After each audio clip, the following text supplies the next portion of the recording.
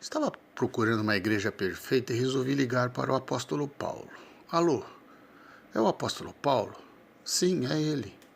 A paz de Deus. Amém, irmão. Desculpe o incômodo, apóstolo, mas eu estou precisando da sua ajuda. É que ando decepcionado com muita coisa na igreja, a qual pertenço e estou à procura de uma igreja perfeita. Estou pensando em congregar em Coríntio. Ela é uma igreja ideal. Olha, a igreja de Coríntios tem grupinhos. 1 Coríntios, capítulo 1, versículo 12.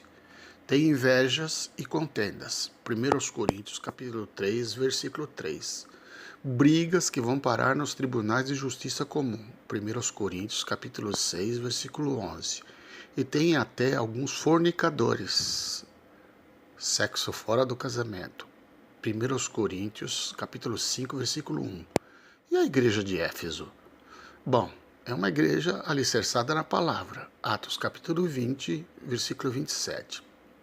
Mas ultimamente tem muita gente sem amor lá. Apocalipse capítulo 2, versículo 4. Então, penso em congregar em Tessalônica. Bom, lá tem alguns que andam desordenadamente e não gostam de trabalhar. 2 Timóteo capítulo 3, versículo 11. Tá difícil, hein, Paulo? E se eu for para a igreja de Filipos? Filipo, até aqui é uma igreja boa, mas tem duas irmãs lá.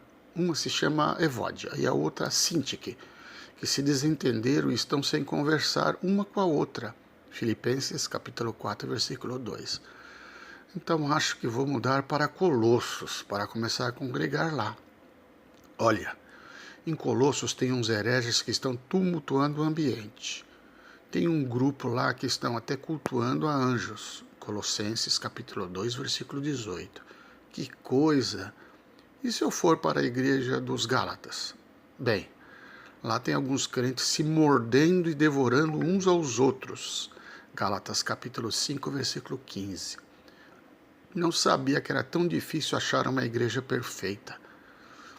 Entrei em contato com o apóstolo João também, para saber se a igreja de Tiatira seria ideal. Mas ele me disse que os irmãos lá têm tolerado uma mulher que se diz profetiza e que tem fomentado a prostituição e a idolatria. Apocalipse 2, versículo 20. Pensei, então, na possibilidade de ir para Laodiceia. Mas João me disse que seus membros estão muito longe da perfeição, pois são orgulhosos, materialistas e mornos espiritualmente.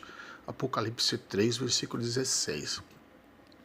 Perguntei sobre Pérgamo e João me disse que lá tem alguns que seguem a doutrina dos Nicolaítas e de Balaão. Apocalipse 2, versículo 14 e 15.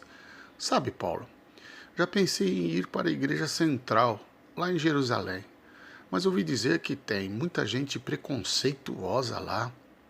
Gálatas 2, versículo 12 e 13. Além de murmuradores. Atos capítulo 6, versículo 1.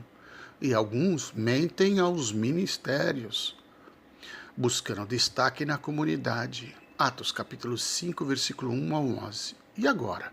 Como faço, Paulo? Você precisa entender que não existe igreja perfeita.